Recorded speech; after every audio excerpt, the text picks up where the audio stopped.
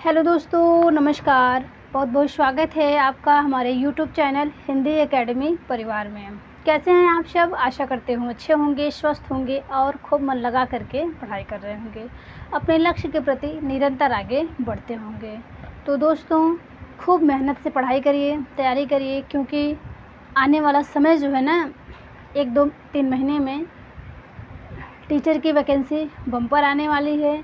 तो अभी से आप लग जाइए और आने वाली वैकेंसी में अपनी एक सीट सुनिश्चित कीजिए। और अभी बिहार में बम्पर शिक्षक भर्ती आई थी, अभी फिर आने वाली है, तो अभी से आप लग जाइए और एक टारगेट एक रखिए, एक लक्ष्य बनाइए कि हमको इसमें एक सीट लेनी है और आप उसी परीक्षा की तैयारी करिए।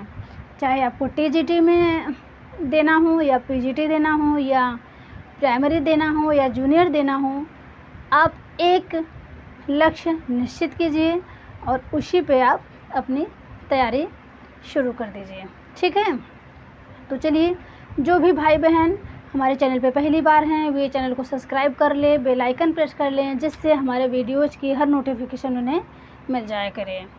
और वीडियो पसंद आया करे तो वीडियो को लाइक किया करें और वीडियो को ज़्यादा से ज़्यादा अपने दोस्तों में और आपके लिए जो पब्लिकली प्लेटफॉर्म है उस पर वीडियो को शेयर किया करें, जिससे और भी भाई बहन जो टीजीटी पीजीटी की तैयारी कर रहे हैं वो यहाँ से पढ़ सकते हैं, यहाँ से प्रैक्टिस लगा करके अपनी तैयारी को और भी स्ट्रॉन्ग बना सकते हैं। ठीक है? तो चलिए, कल हमने इसके अपने पहले प्रैक्टिस में तुलसीदास जी को पढ़ा था और उनमें उनके समय को पढ़ा था, उनके माता पिता, जो तुलसीदास जी का सामान्य परिचय था, इस पे हम आपसे चर्चा कर चुके थे। तो आज हम उनकी रचनाओं के बारे में चर्चा करेंगे। ठीक है? तो आज जो है तुलसीदास जी की रचनाओं पे प्रश्नोत्तरी होगी और जो भी परीक्षा में बार बार प्रश्न पूछे जाते हैं उन्हीं प्रश्नों को हम यहाँ रखे हुए हैं। तो देखिए, इन प्रश्नों को आप अच्छे से पढ़िएगा। तो चलिए देखिए, निम्न में पहला प्रश्न है और आज का हमारा जो प्रैक्टिस है वो 21 है। ठीक है? तो निम्न में कौन सी पंक्ति तुलसीदास के विनय पत्रिका रचना की नहीं है? कौन सी पंक्ति विनय पत्रिका रचना की नहीं है? तो देखिए, विनय पत्रिका के बारे में भी हम कल सामान्य जानकारी दिए थे। तो देखिए, ये विनय पत्रिका जो है ब्रज भाषा में लिखा गया है, 279 पद हैं और ये अर्जी के लिए लिखे थे। तो देखिए, चलिए, पहला ऑप्शन है, अब लो नशाने अब न नशे हो, राम कृपा भव निशा शिराने, जाके फिर न डसे हो। ऑप्शन बी है, केशव कहीं न जाए का कहिए। ऑप्शन सी है, जाके प्रिय न राम वैद ही। ऑप्शन डी है, श्री रामचंद्र कृपालु भजु मन हरण भय भव दारुणम। ऑप्शन ई है, तंत्र न जानू मंत्र न जानू, जानू सुंदर काया। तो ऑप्शन करिए, इसमें कौन सी पंक्ति है जो कि तुलसीदास जी के विनय पत्रिका रचना से नहीं ली गई है। और दोस्तों, ये जो यहाँ पे मैं पंक्ति को रखी हूँ, ये पंक्तियाँ बार बार पूछी गई हैं। तो चलिए ऑप्शन करिए। तो दोस्तों, जो भी भाई बहन चैनल पे पहली बार हैं वो कॉपी पेन लेके बैठे, जो मैं मौखिक बताऊँ उन्हें भी वे नोट करते चले। हमारे मौखिक प्रश्न से भी आपके एग्ज़ाम में प्रश्न ज़रूर मिलेंगे। ठीक है? तो देखिए, इनमें आपका राइट आंसर हो जाएगा ऑप्शन नंबर ई। जिन भाई बहन ने ई लगाया होगा वे सही हैं। तंत्र न जानू मंत्र न जानू, जानू सुंदर काया, ये कबीर की पंक्ति है, ये कबीरदास की पंक्ति है। ठीक है? इनकी बहुत से पंक्तियाँ हैं जो इम्पोर्टेंट है, जैसे मोरी चुनरी में लगी गई दाग पिया, मैं हरि मोर पीऊ में, राम की बहुरिया रे, और दिन भर रोज़ा रखत है रात हनत है गाय, कैसे खुदा व बंदगी क्या बहरा हुआ खुदा है, ये है। और गुरु गोविंद दो खड़े काके लागो पाए। तो इनकी बहुत से पंक्ति हैं, इन्हें भी आप ध्यान रखें। और केशव कहीं न जाएगा कहिए, ये बहुत बार पूछा गया है दोस्तों। ध्यान रखिएगा, विनय पत्रिका की है। जाके प्रिय न राम वैदेही, ये भी विनय पत्रिका की पंक्ति है। और श्री रामचंद्र कृपालु भजमन हरण भय भव दारुणम, ये भी विनय पत्रिका की है। अब लो नशानी अब न नशई हुई, ये पंक्ति ऐसे भी पूछा जाता है ये किस कवि की है और ये किस रचना से ली गई है, ऐसे भी पूछा जा सकता है। तो आप ध्यान रखिएगा, ये सारी पंक्तियाँ विनय पत्रिका से ली गई हैं। चलिए प्रश्न 2 देखते हैं। तुलसीदास जी की पंचरत्न, तुलसीदास जी की पंचरत्न में शामिल रचना है। उनकी कुछ रचनाएं हैं जो कि पंचरत्न, उन रचनाओं को कहा गया है, तो वही यहाँ पे है। देखिए, वैराग्य संदीपनी है, रामलला नेहछू है, जानकी मंगल है, पार्वती मंगल है, बरवय रामायण है, उपर्युक्त सभी।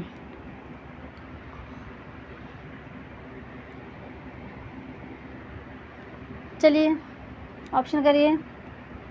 तो देखिए यहाँ पे आपका राइट आंसर हो जाएगा ऑप्शन नंबर डी, वैराग्य संदीपनी।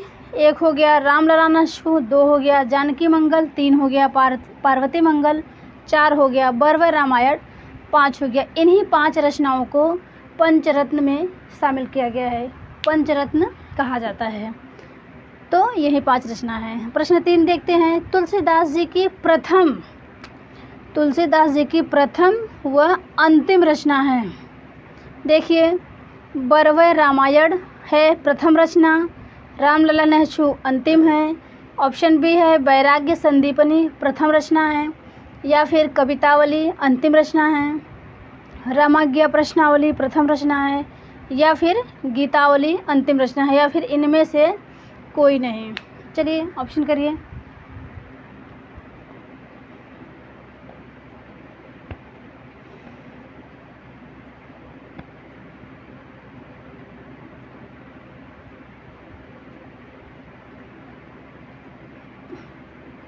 तो देखिए यहाँ पे जिन भाई बहन ने ऑप्शन बी चुना होगा वे राइट हैं, ऑप्शन नंबर बी सही होगा।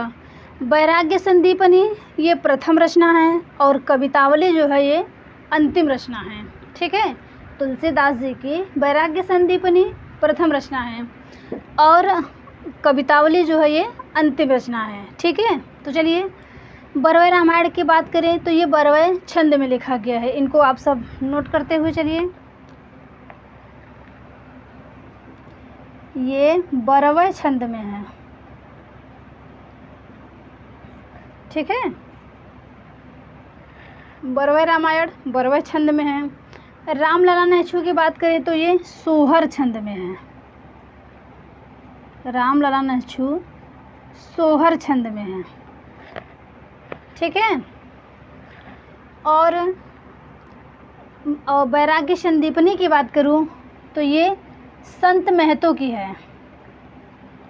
संत महतो,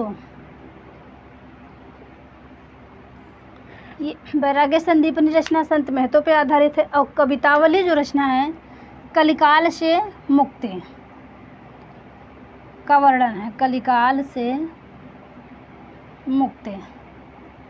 ठीक है, कवितावली, और ये ब्रज भाषा की रचना है।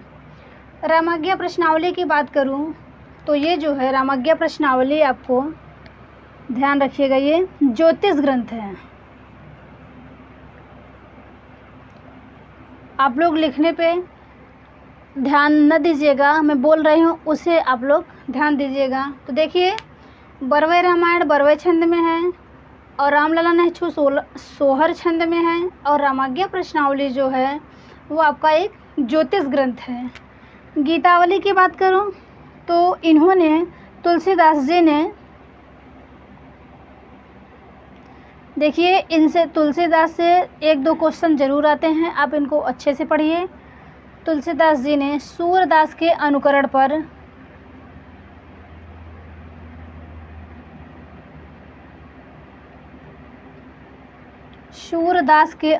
पर गीतावली लिखे थे। ठीक है, सूरदास के अनुकरण पर गीतावली लिखे। तो आपका इनमें राइट आंसर है तुलसीदास जी की प्रथम रचना वैराग्य संदीपनी है और अंतिम रचना कवितावली है। चलिए प्रश्न 4 देखते हैं। यह एक कवि ही हिंदी को प्रौढ़ साहित्यिक भाषा सिद्ध करने के लिए काफ़ी है। फिर सुनिए, यह एक कवि ही हिंदी को प्रौढ़ साहित्यिक भाषा सिद्ध करने के लिए काफ़ी है कथन है। आचार्य रामचंद्र शुक्ल का है, निराला का है, मिश्र बंधुओं का है और बच्चन सिंह का है। तो इनमें आपका राइट आंसर हो जाएगा निराला का है। ठीक है, सॉरी, ऑप्शन ए आचार्य रामचंद्र शुक्ल का है। निराला का दोस्तों दिमाग में यही चल रहा है, निराला को एक बादलों का कवि कहा जाता है, हरदयाल ने कहा है। ठीक है, तो आप नोट कर लीजिए, निराला जी को बादलों का कवि कहा जाता है, बादलों का कवि कहा जाता है निराला को।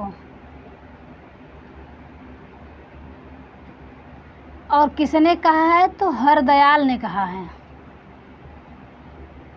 हरदयाल जी ने कहा है।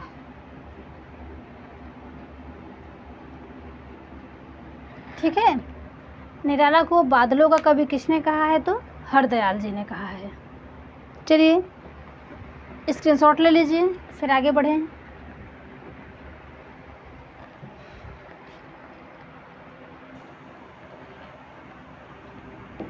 चलिए प्रश्न 5 देखते हैं। तुलसीदास जी की रचना कवितावली के विषय में सत्य कथन है। तो देखिए ऑप्शन ए है, यह 325 छंदों में रचित 7 कांड का मुक्तक काव्य है। ठीक है, कवितावली रचना में 325 छंदों में रचित व 7 कांड का मुक्तक काव्य है। इस रचना में बनारस में फैली महामारी का चित्रण उत्तर कांड में हुआ है। कवितावली रचना में बनारस में फैली उस समय महामारी का चित्रण उत्तर कांड में हुआ है। तो कवितावली में भी 7 कांड हैं, ध्यान रखिएगा, उत्तर कांड सबसे बड़ा है। इस रचना में कवित्त, सवैया, छप्पय का प्रयोग हुआ है। ऑप्शन डी है उपर्युक्त सभी। तो चलिए ऑप्शन करिए।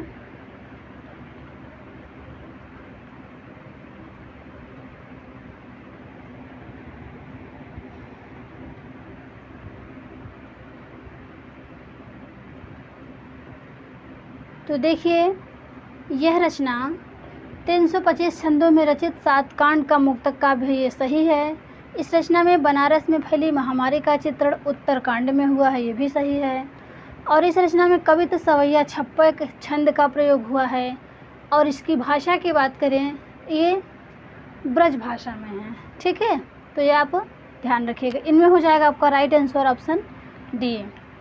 तो चलिए, कवितावली की प्रमुख पंक्ति है। कवितावली की पंक्तियाँ 4 छठ हैं, वो काफ़ी महत्वपूर्ण हैं, तो आप उन्हें जानते रहिए। तो देखिए, गोरख जगायो जोग, भगति भगायो लोग। अक्सर ये सब लोग जान जाते हैं ये गोरखनाथ की पंक्ति है, लेकिन नहीं, ये तुलसीदास की है, वो भी कवितावली रचना से। देखिए, मांग के खइबो, मशीत के सोइबो, लेबो को एक न देबो को दो, ये भी आपकी कवितावली की पंक्ति है। ऑप्शन सी है, मातु पिता जग जाय तज्यो, विधि हून लिख कछु भाल भलाए, धूत कहो अवधूत कहो, राजपूत कहो जुल्हा कहो को। ऑप्शन ए है उपर्युक्त सभी। तो चलिए ऑप्शन करिए। और दोस्तों एक पंक्ति और है, बाल धि विशाल विकराल ज्वाल जाल मानो, लंक लीली बेको काल रसना पसारी है, ये भी आपकी कवितावली की पंक्ति है, तो इसे आप ध्यान रखिएगा। और एक पंक्ति और है जो पूछा था, खेती न किसान को, भिखारी को न भीख। तो इसी पंक्ति की, इसी रचना की ये पंक्तियां हैं। तो आप इन दो मैं बोली हूँ, एक ये गोरख जगायो जोग, भगति भगायो लोग, इन चारों को आप ध्यान रखिएगा।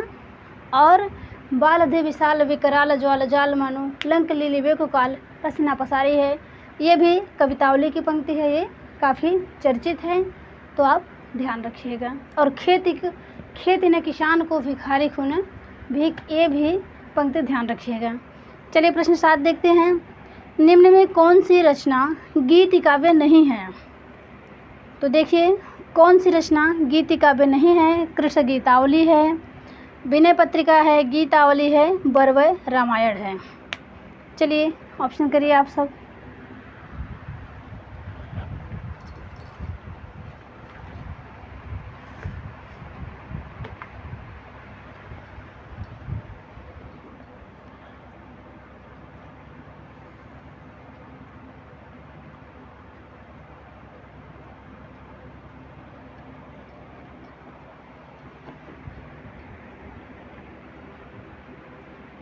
तो देखिए यहाँ पे आपका राइट आंसर हो जाएगा ऑप्शन नंबर डी। ये गीति काव्य नहीं है, बरवय रामायण मुक्तक काव्य है। ठीक है, बरवय रामायण मुक्तक काव्य है और बरवय रामायण में भी 7 कांड है, ध्यान रखिएगा। बरवय रामायण में भी 7 कांड है। तो आपका कृष्ण गीतावली, विनय पत्रिका, गीतावली ये गीति काव्य हैं और बरवय रामायण आपका मुक्तक काव्य है। और बरवय रामायण में भी 7 कांड है, बरवय छंद है। अभी ऊपर हमने बताया बरवय छंद का प्रयोग हुआ है और इसमें 69 छंद है। बरवय रामायण में 69 छंद का प्रयोग हुआ है। ठीक है, चलिए प्रश्न 8 देखते हैं। शुरती नरती नागती सब चाहत अस होय, ये कथन किस कवि का है? शुरती नरती नागती सब चाहत अस होय, ये कथन किस कवि का है? तुलसीदास का है, रहीम का है, सूरदास का है या फिर बेनी माधवदास का है?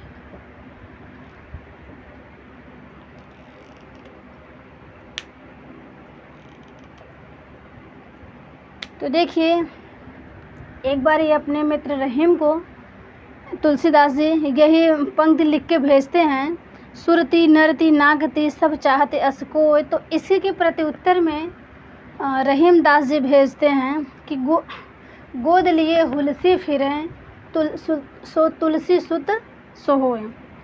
तो यही ये पंक्ति जो है आप सुरती नरती नागती ये तुलसीदास का है और इसी पंक्ति के प्रति उत्तर में रहीम दास जी लिख के भेजते हैं कि गोद लिए हुलसी फिरें तुलसी सो सुत होएं। तो ये भी आप ध्यान रखिएगा। चलिए आगे बढ़ते हैं।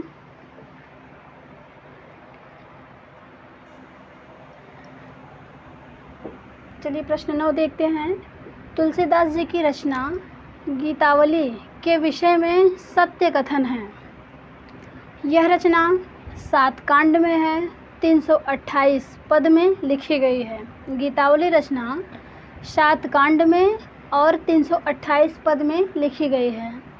ऑप्शन बी देखते हैं। इसमें रामचंद्र जी के बाल रूप की झांकी का वर्णन है। ठीक है, गीतावली रचना में ही रामचंद्र जी के बाल रूप की झांकी प्रस्तुत की गई है। ऑप्शन सी की बात करें, इस पुस्तक की रचना तुलसीदास जी ने चित्रकूट में किया था, चित्रकूट में किए थे और सूरदास जी से के अनुकरण पे किए थे। ठीक है, भाषा ब्रज भाषा है। गीतावली रचना की भाषा ब्रज भाषा है और छंद की बात करें तो कवित्त सवैया है। इसमें ध्यान रखिएगा ये कि तुलसीदास जी के गीतावली रचना में मंगलाचरण नहीं है। ठीक है, मंगलाचरण नहीं है। तो इनमें और ऑप्शन ए है उपर्युक्त सभी। बताइए। और एक ये तथ्य जान लीजिए, तुलसीदास जी की जो वली रचनाएं हैं वो सभी क्या हैं? ब्रज भाषा में हैं। तो जैसे गीतावली हो गया, दोहावली हो गया और विनय पत्रिका हो गया, कृष्ण गीतावली हो गया, ये सब ब्रज भाषा में है। तो इनमें राइट आंसर हो जाएगा ऑप्शन नंबर ए, उपर्युक्त सभी सही है। चलिए प्रश्न 10 देखते हैं। दोहावली रचना 573 पदों में रचित एक ब्रज भाषा काव्य है। ठीक है, दोहावली रचना 573 पदों में रचित एक ब्रजभाषा काव्य है। दोहावली रचना में राजा के कर्तव्यों का वर्णन है। ऑप्शन बी है वैराग्य संदीपनी रचना दोहा चौपाई शैली में व भाषा की बात करें तो ब्रज भाषा में रचित है। तुलसीदास जी ने अपने बाहु पीड़ा से मुक्ति के लिए हनुमान बाहु की रचना किए थे। जानकी मंगल में 216 छंदों में राम सीता का विवाह का वर्णन है व सोहर छंद व ठेठ अवधी भाषा का प्रयोग हुआ है। तो चलिए इनमें ऑप्शन करिए।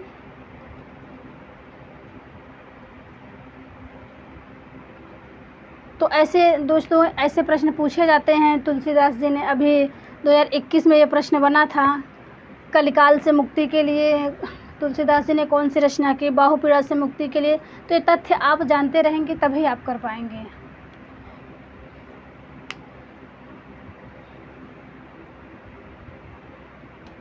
तो इनमें आपका राइट आंसर हो जाएगा ऑप्शन नंबर ए, सभी कथन सत्य हैं।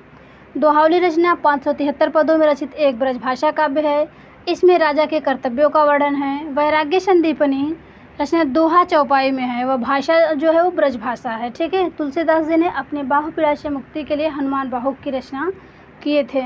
और जानकी मंगल की बात करें तो उनमें 216 छंद हैं और राम सीता के विवाह का वर्णन है, सोहर छंद है और ठेठ अवधि है भाषा। ठीक है। चलिए इसमें सभी कथन सत्य हैं। प्रश्न 11 देखते हैं। पार्वती मंगल रचना का वैशिष्ट्य बताइए। पार्वती मंगल रचना का वैशिष्ट्य बताइए। तो देखिए शिव पार्वती के विवाह का वर्णन है। इसमें 164 छंद हैं, भाषा अवधि है व छंद सोहर है। उपर्युक्त सभी सही हैं। तो देखिए इसमें ये जो 164 छंद हैं, ऐसा किसने माना है? तो ऐसा डॉक्टर रामकुमार वर्मा ने माना है। ये हमने आपको इसके पहले प्रैक्टिस में कराया हुआ है, या तो संपूर्ण साहित्य पर या तो जो मैं पहले प्रैक्टिस करवा रही थी ये प्रश्न मैं आपको करा चुकी हूँ कि डॉक्टर रामकुमार वर्मा के अनुसार पार्वती मंगल में 164 छंद हैं। ठीक है। तो ये रामकुमार वर्मा ने माना है। डॉक्टर रामकुमार वर्मा ने ऐसा माना है कि पार्वती मंगल रचना में 164 छंद हैं, जिनमें 148 छंद 148 छंद जो है वो अरूढ़ छंद हैं। 148 अरूढ़ छंद हैं और बचे 16 छंद हर गीतिका के हैं।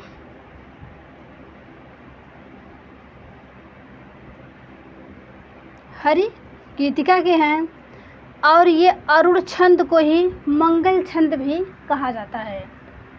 अरूढ़ छंद को ही मंगल छंद कहा जाता है। तो देखिए पार्वती मंगल रचना का वैशिष्ट्य शिव पार्वती का विवाह का वर्णन है। उस रचना में भाषा अवधि है, छंद सोहर है और इसमें 164 छंद हैं। तो ये इनका उपयुक्त सभी राइट आंसर हो जाएगा। ठीक है। चलिए आगे बढ़ते हैं।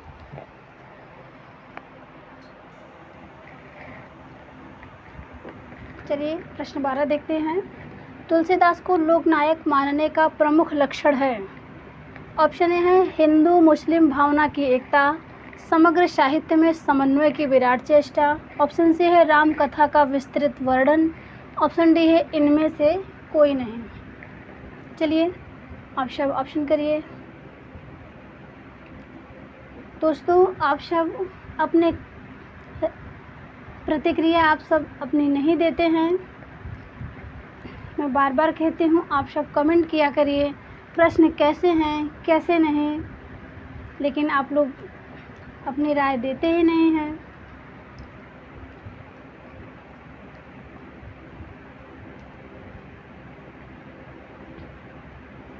तो चलिए देखिए इनमें आपका राइट आंसर हो जाएगा option number B. Tulsidas ji को लोकनायक मानने का प्रमुख लक्षण है समग्र साहित्य में समन्वय की विराट चेष्टा। ठीक है। चलिए प्रश्न 13 देखते हैं। तुलसीदास जी ने कलिकाल या कलयुग का वर्णन विशेष रूप से किस ग्रंथ में किया है? कवितावली में, रामचरितमानस के उत्तरकांड में, हनुमान बाहुक में, विनय पत्रिका में, बरवय रामायण में।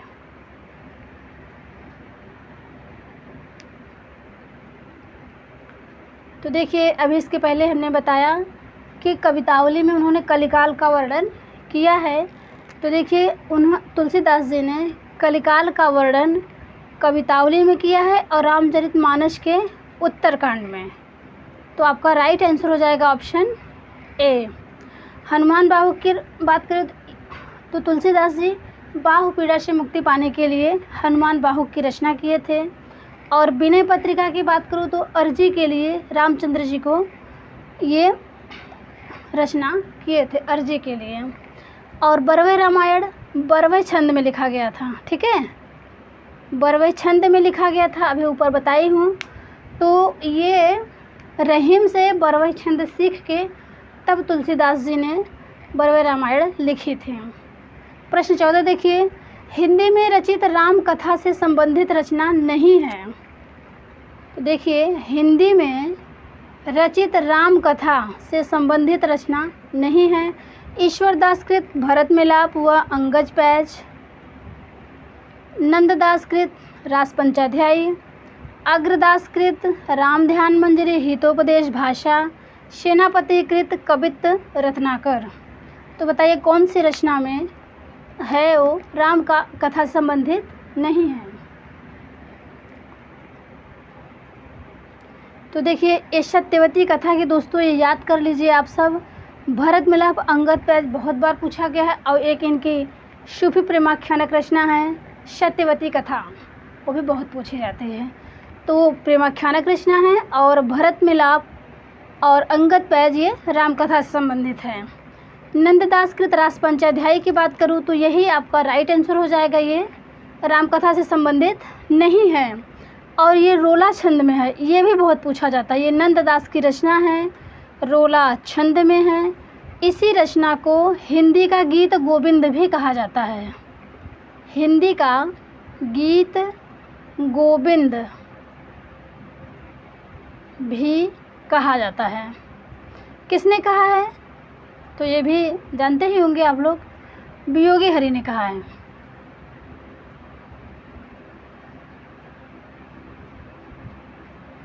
वियोगी हरि ने रास पंचाध्यायी को हिंदी का गीत गोविंद कहा है। ये बहुत पूछा जाता है, ध्यान रखिएगा। अग्रदास कृत राम ध्यान मंजरी हितोपदेश भाषा राम कथा से संबंधित है। सेनापति कृत कवित्त रत्नाकर, ये भी रचना बहुत पूछी जाती है, इसको भी आप ध्यान रखिएगा, ये भी रचना मोस्ट इम्पॉर्टेंट है।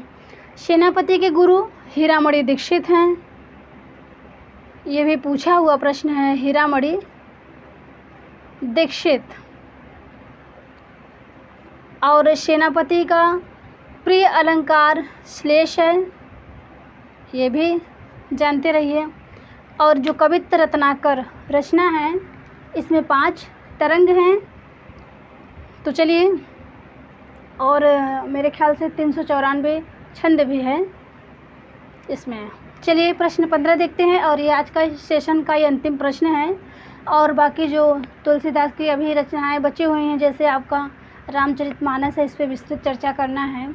तो दोस्तों अब विस्तृत लिखा नहीं रहे हैं, प्रैक्टिस करा रहे हैं, तो हम उस हिसाब से क्वेश्चन आंसर बनाते हैं ताकि आपका तुलसीदास से सब यहाँ पे कवर हो जाए, जितने तथ्य बनते हैं उनसे।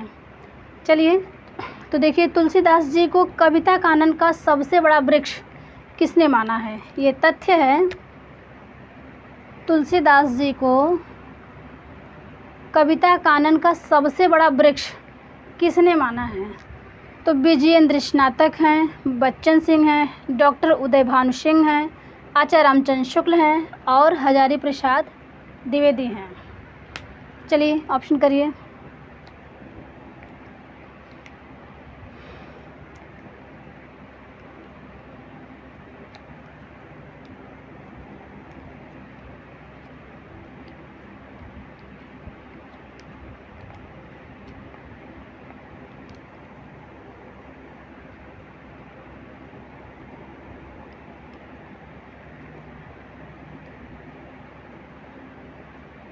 तो यहाँ पे जिन भाई बहन ने ऑप्शन ए चुना होगा वे सही है।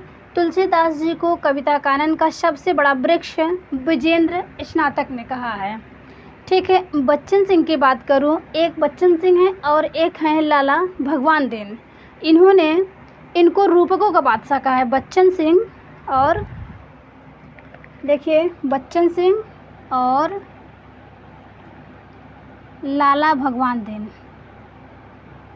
लाला भगवान देन ने रूपकों का बादशाह कहा है,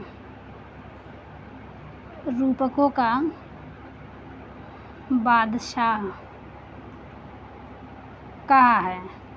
ठीक है, बच्चन सिंह और लाला भगवान देन ने तुलसीदास जी को रूपकों का बादशाह कहा है। ये सब भी परीक्षा में पूछा जाता है, तो आप इन्हें ध्यान रखिएगा। और आचार्य शुक्ल जी ने इन्हें अनुप्रास का बादशाह कहा है। आचार्य शुक्ल जी ने अनुप्रास का बादशाह कहा है। और अगर उदयभान सिंह की बात करूं तो इन्होंने उत्प्रेक्षाओं का बादशाह कहा है, उत्प्रेक्षाओं। डॉक्टर उदयभान सिंह ने तुलसीदास जी को उत्प्रेक्षाओं का बादशाह कहा है। ठीक है, हजारी प्रसाद द्विवेदी की बात करूं तो ये कहते हैं कि तुलसी का संपूर्ण काव्य समन्वय की विराट चेष्टा है। तुलसीदास जी का संपूर्ण काव्य समन्वय की विराट चेष्टा है। तो ये भी प्रश्न पूछा हुआ है। तो चलिए, प्रश्न कैसे हैं इस पे आप सब अपनी राय ज़रूर दीजिए दोस्तों, जिससे हम और प्रेरित होकर और आप सबके लिए और अच्छे अच्छे प्रश्न बनाएं। जब तक आप अपनी राय नहीं देंगे तो हम बिना आपकी राय जाने आगे हम और अच्छा कैसे कर पाएंगे।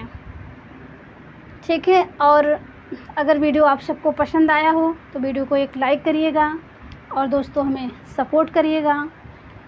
और दोस्तों वीडियो को शेयर खूब किया करिए, जिससे और भी भाई बहन जो लोग टीजीटी पीजीटी हिंदी की तैयारी कर रहे हैं वे यहाँ से पढ़ सकते हैं। आप जब परीक्षा देंगे तब आपको समझ में आएगा कि हाँ यहाँ से प्रश्न मिले हैं या नहीं। मेरी कोशिश है कि कोई भी तथ्य न छूटे जो एग्ज़ाम की दृष्टि से महत्वपूर्ण है, और हम आप सब के लिए ऐसे ही अच्छे अच्छे प्रश्न लाते रहेंगे। तो चलिए, अब मिलेंगे फिर अपने नेक्स्ट वीडियो में।